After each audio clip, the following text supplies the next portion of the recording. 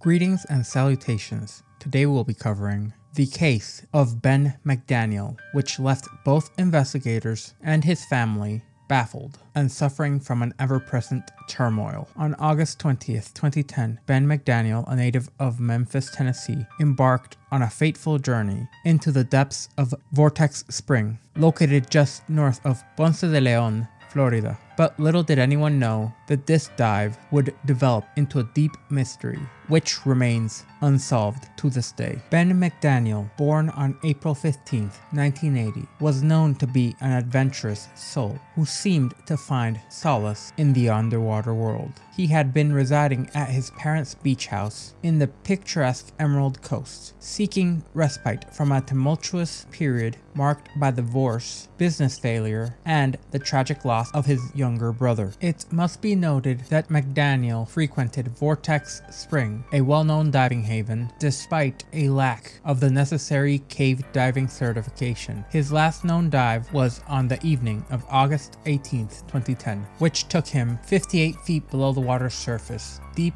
into the cave's labyrinthian passages, and what followed would confound everyone involved. 2 days later, McDaniel's pickup truck was discovered in the dive shop's parking lot, apparently untouched, and it was clear at that moment that something had gone terribly wrong. The initial belief was that he had drowned within the cave, however, no trace of his body could be found, not then and not to this day. The state of Florida would go on to issue a death certificate to the McDaniel family in 2013. This was a painful acknowledgement of their son's presumed fate. However, the McDaniels remained steadfast in their belief that Ben's body lies in an inaccessible corner of the cave system. Extensive searches have yielded little more than oddly placed and still filled decompression tanks, and it was noted that some of the divers who participated in these searches doubted that McDaniel's body could be inside the cave, as he was reportedly too large to navigate its narrow passages. The McDaniels spared no expense in their quest to find answers. They even guaranteed the cost of a remotely operated underwater vehicle in order to aid in the search. However, their actions were not without controversy due to a reward they had offered, leading to the tragic death of another diver, or at least that is the rationale as to why it was withdrawn in 2012. However, as time went on, things would become more complicated with the insertion of theories, in part pushed by the McDaniel family, that considered the possibility that Ben's disappearance was not an accident but the result of foul play.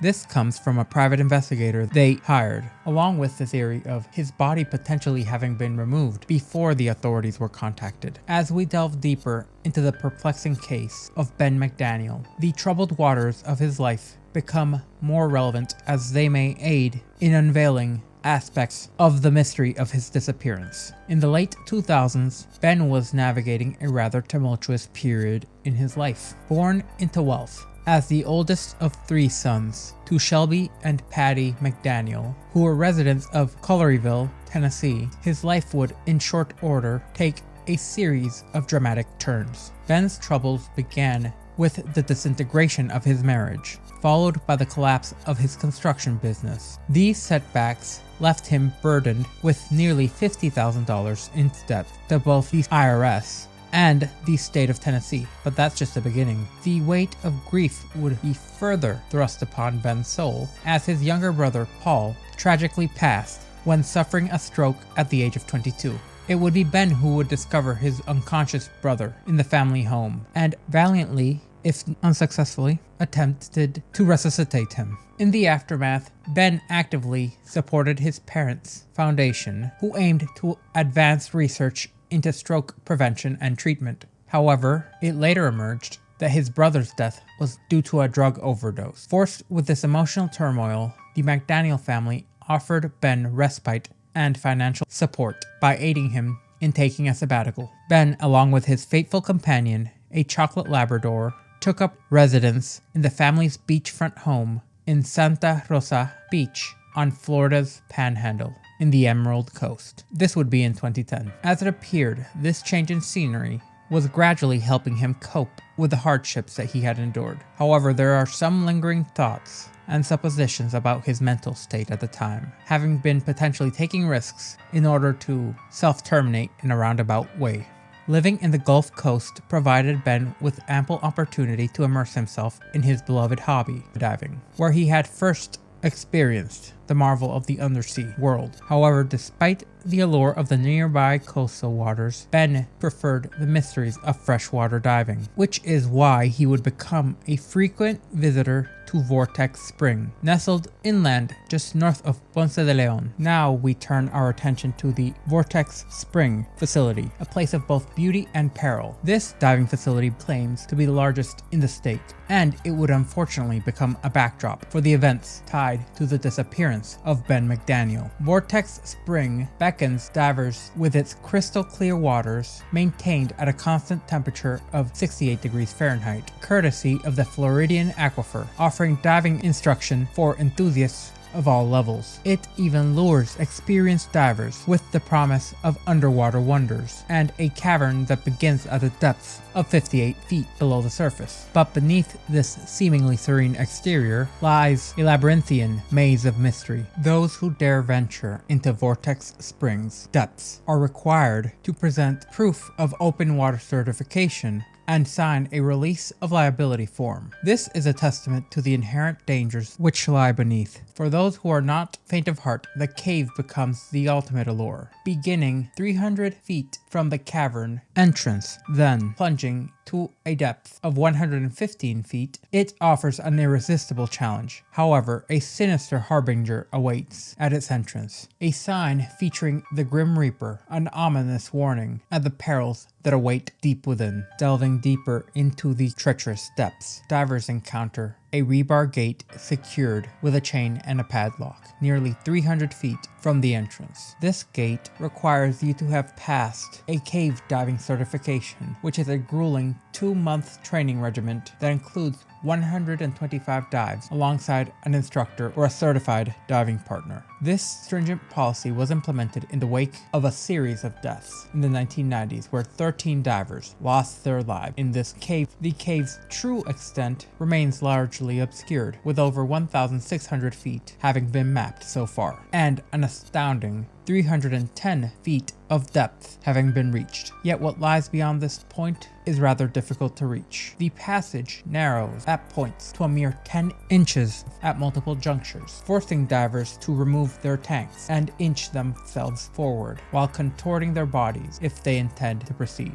Seeing as Ben McDaniel's connection to Vortex Spring was anything but casual, made him a familiar face at both the dive shop and with the regulars who frequented the underwater cave system. Chuck Corin, an employee, noted that while McDaniel possessed the necessary equipment and considerable diving knowledge, his confidence would teeter on being dangerously overconfident. This sentiment was echoed by multiple posters on scubaboard.com, a scuba diving website whose members had encountered Ben during their visits to Vortex Spring. Interestingly, Ben's father mentioned in 2014 that Ben had been unable to find a diving partner at Vortex Spring, prompting him to undertake his dives alone. The McDaniel family, rather than seeing these traits as a weakness or a threat to his own life, saw them as a testament to Ben's bravery and fearlessness. As his father would later put it, Ben was brave, he was fearless, he followed his passions. In mid-August, after 4 months of his sojourn in Florida, Ben would return to Tennessee for a brief visit with his family and his girlfriend, Emily Greerer. It appeared that optimism had filled the air at the time as he shared his aspirations and plans for the future. He spoke of obtaining an instructor certification, as well as diving deeper into cave exploration and even venturing into the realm of starting a diving-related business. Upon his return to Santa Rosa Beach on August 14th, Ben left behind a heartfelt letter to his parents, expressing gratitude for their support during his sabbatical and promising to care for them as they aged. Little did they know that these words would become a haunting farewell. On August 18th, the fateful Wednesday that marked the last known day for Ben on this earthly plane, he made his way back to Vortex Spring. In the midst of the day's sweltering heat, he undertook a single dive. This attracted attention from fellow divers, particularly his intense scrutiny of the cave's entrance, as it seemed something was amiss. It was as if he were planning to do something well out of the norm. After resurfacing, Ben visited the dive shop, and while there, a transaction was captured by a security camera. Though the contents of what was in the specific tanks that he had purchased remains a mystery, what is not a mystery is the remainder of his afternoon, where he was seen by the spring's edge, meticulously inspecting his equipment and recording notes on his dive log. As evening descended upon Vortex Spring and the sun began to dip below the horizon, Ben began preparations for another dive, which was preceded by a call to his mother, which would be his last contact with his family. In said call, he hinted at his impending journey into the depths. At approximately 7:30 p.m., with his lights ablaze and his helmet secured, he descended once more into the abyss. Chuck Corin and Eduardo Taron, longtime employees of Vortex Spring, happened to be returning from a dive of their own. This was a customary practice on Wednesdays after they had closed the shop, and they would note that they had crossed paths with Ben, whose actions seemed to arouse suspicion. Taran, suspecting Ben was tampering with the gate in order to gain unauthorized access to the cave, decided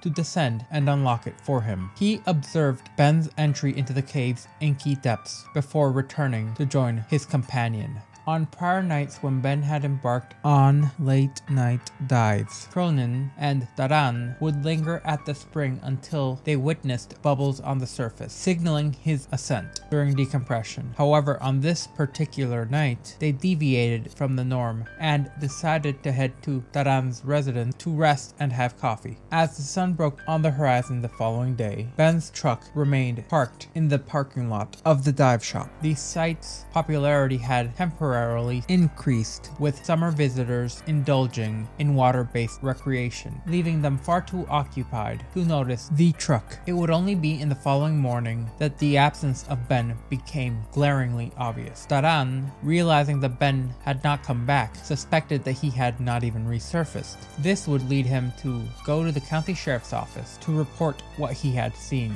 Upon arrival, the sheriff's deputy quickly sealed off Vortex Springs, and the area where the dives happened would be cordoned off with crime scene tape. After an initial investigation, it was found that Ben's essential diving gear, including his tanks and wetsuit, all remained conspicuously absent. And it was also noted that there were no signs of struggle marring the area. His wallet, still containing nearly $1,100, along with his cell phone, lay undisturbed in the cab of his truck, where they also found his dive logs, which meticulously recorded his exploration of the cave. Law enforcement and dive shop employees quickly arrived at the theory that Ben possibly never resurfaced and likely met his end deep within the labyrinthian cave system. Cadaver dogs registered an alert at the water's surface, adding weight to their hypothesis. The news of the missing diver in Vortex Spring spread like wildfire. Fellow divers, drawn by a sense of camaraderie and duty, volunteered to join in what they anticipated would be a somber recovery operation. This opportunity presented itself on a weekend, and it seemed time would stand still, as the McDaniels, along with Emily Greer,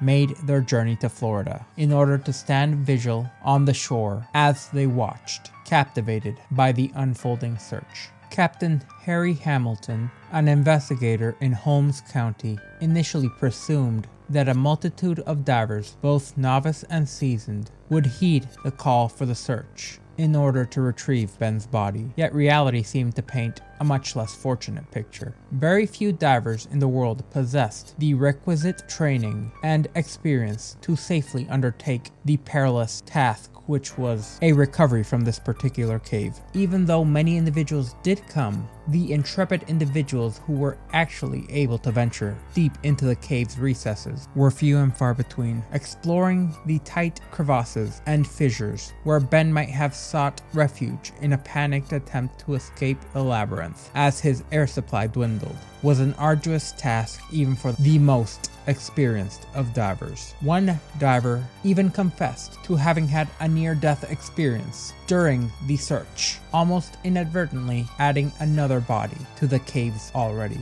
notable tally. Despite their valiant efforts over the weekend, Ben's remains remained elusive. 19 long months after Ben's disappearance, David Twist, the commander of Help Search and Rescue Dog Team, stepped forward as a volunteer, and he would embark on a painstaking search, scouring the surrounding woods and exploring the diverse theories that had emerged. His findings took a perplexing twist, suggesting that Ben might not have ventured into the cave, but something more sinister had taken place in the vicinity. Over the ensuing months, they conducted over 30 distinct tests on the waters of Vortex Spring, hoping to uncover any traces of heightened bacterial activity. Such a discovery would signify the presence of a decomposing body, which would be a crucial focal point for the search. Yet, regardless of how many tests they did, there were no significant findings. One of the theories that would develop thanks to this information was the theory that Ben may have orchestrated his own vanishing act and forged a new life somewhere else. An employee of Vortex Spring dared suggest this. However, it would ignite a firestorm of further speculation that the McDaniels, Ben's grieving parents, would staunchly reject, due to them believing it clashed with everything their son stood for. The unwavering stance against this theory from the family was backed up due to Ben having left his faithful companion,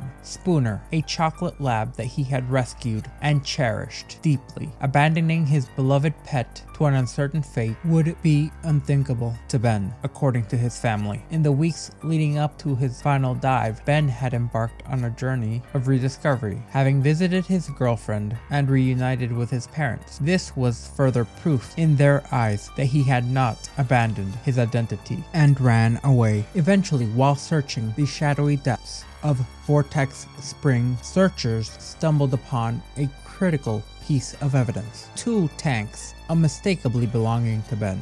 However, the implications of the first find left investigators and seasoned divers grappling with unsettling incongruencies that this discovery presented. The discovery of the tanks near the cave's entrance immediately raised perplexing questions. It appeared inconsistent with Ben's apparent intent to explore the cave, a location where he would require the air tanks. Even when air tanks were left for emergencies, normally it would be within the diver's exit route, not at the entrance. The tanks would have served as a lifeline during the delicate decompression phase, ensuring a safe return. However, there was something rather odd about these tanks. They contained nothing more than regular air, and the tanks lacked the specialized masks that were essential for diving, making them almost useless in every way. To go into further detail, the first of the 3 tanks was an aluminum 80, which boasted an 80 cubic feet capacity, discovered a staggering 200 feet within the cave's interior. Unlike the other 2, this tank still held a regulator, while the other 2 tanks were out of place by comparison. Lacking regulators, however, even this diving tank was filled with regular air, rather than the specialized gas mixture required for these types of dives. It is crucial to note that the talk box, originally stationed within the depths of the particular part of the cave known as the piano room, has since been relocated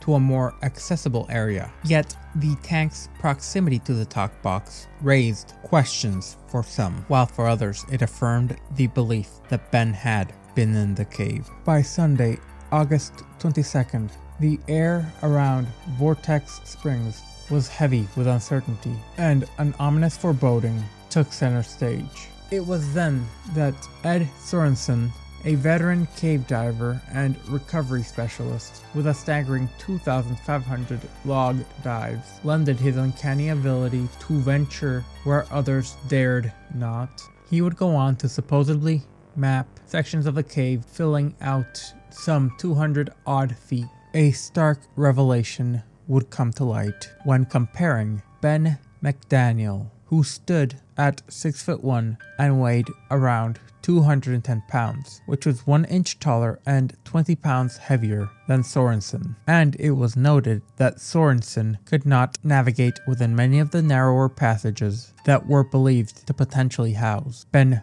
McDaniel's remains. In an interview with the Commercial Appeal, he emphatically declared, "He's not in there. The pristine state of the last place he searched bore no trace of a diver's presence prior to his own." He went so far as to rule out the possibility of Ben having been in areas he had not searched yet. The family would eventually seek out the expertise of Steve Keane, the man who had originally mapped out Vortex Spring Cave in 2003. Keane embarked on a series of dives. However, Keane himself would express the statement, "If he's in there, I don't know where he'd be." In a further testament to the family's commitment, they pledged $54,000 to guarantee the cost of replacing any remotely operated underwater vehicle brought to the spring by the Fort Lauderdale police. However, the technical challenges of the location impeded the remotely operated vehicle's progress, preventing it from reaching the uncharted depths of the cave. And unfortunately, despite their best efforts, and with 36 days of relentless searching, the presence of Ben McDaniel was nowhere to be found. Later, in what should have been Ben's 31st birthday, the McDaniels would offer a substantial reward of $10,000 as they appealed to anyone brave enough to venture into those uncharted depths and retrieve their son's body. Worse still, the implications of cowardice struck a discordant chord amongst many divers who had already risked their lives in the pursuit for answers. As it so happens, the reward offered the potential for untrained divers to be lured into the perilous depths, motivated solely by the allure of monetary gain. Despite the growing rift and apprehension, the McDaniels remained unyielding in their quest, and the reward would be escalated not just once, but twice. However, in March 2012, 2 days prior to the airing of a segment about Ben's case, a diver from Mississippi named Larry Hingerbotham met a grim fate at Vortex Cave. His lifeless form was discovered the following day, having failed to resurface from his dive. Even though there's no conclusive evidence that Larry died in his quest for the reward, divers involved in his recovery held strong suspicions due to being found in close proximity to a shovel near the restricted area where some believed Ben's body could have been. As criticism mounted and the treacherous waters claimed another victim, the McDaniels' hand was forced and they made a heart-wrenching decision. They rescinded the offer of a reward, recognizing the profound risks it posed. This caused Sorensen to even more strongly believe that the McDaniels' son had not met his end within the cave's abyss. By this point, it seemed, the McDaniels had also begun to harbor the suspicion that if Ben had not succumbed to death within the cave, that he had met a more sinister fate, that of murder. Their journey had taken them well deep into the abyssal depths of despair, and the phone line that they had established would also yield no results. By the year 2011, all hope of recovering Ben's body had dwindled to a mere glimmer, and the McDaniels had more openly began to entertain the possibility that Ben's vanishing act could have been orchestrated by a third party, believing that he might have been the victim of foul play, with his disappearance serving as a smokescreen for another crime. Or, as an even more chilling theory suggested, potentially those within the dive shop discovered his lifeless form and, in a desperate bid to conceal their involvement, made it appear as if he had been down in the waters with those strategically placed air tanks. In their quest for answers, the McDaniels enlisted the services of seasoned Florida private investigator Lynn-Marie Carty. Her probing inquiries would lead up to a disquieting revelation. Individuals associated with Vortex Spring apparently bore a checkered history, mired by criminal records. Carty astutely observed the following: "There is just as much reason to look above the water for Ben's body as there was to look below in the cave. The unsettling puzzle seemed to deepen as additional events surrounding the day of Ben's disappearance came to light. Kelly recounted one particular encounter with a wide-eyed and evidently inebriated man who had arrived at the shop that evening, inquiring about a late-night dive he had sighted. Suspicion quickly fell on this mysterious figure, prompting speculation about his personal involvement. Furthermore, earlier that day, a diver had engaged in a heated altercation with a group of teenagers on the premises, stemming from their consumption of alcohol and their less than friendly behavior. Although they were eventually noted to have departed, the lingering question remained. Could these disgruntled youths have nursed a vengeful agenda? In a bid to unearth new leads, the McDaniels organized a search with cadaver dogs once again in March 2012, yet this endeavor bore no breakthroughs. Amidst this dilemma, a renowned Canadian diver, Jill Heinerth, alongside her husband, Robert McClellan, decided to embark on the journey to Vortex Springs with the intent of crafting a short video. Their mission was to impart to the McDaniels a profound understanding of the perils that lurked within the cave. However, as Jill delved into Ben's dive logs and meticulously examined his hand-drawn map, a startling revelation emerged. It became apparent that Ben had ventured astonishingly deep into the cave's recesses, deeper than previously thought. This was a shift in perspective, which caused her to state, "I simply see no reasonable evidence that he is not in the cave." Yet amidst these divergent theories, Ben's family has steadfastly maintained that they harbored no intention of abandoning his life. As it seems, in the end, those interested in the case are left with a conundrum that continues to captivate their curiosity. Could Ben have staged his own disappearance, or did something more sinister shroud his fate? Was it an accidental death, or had it all been a cover-up? Unfortunately, it does not appear that we will know anytime soon.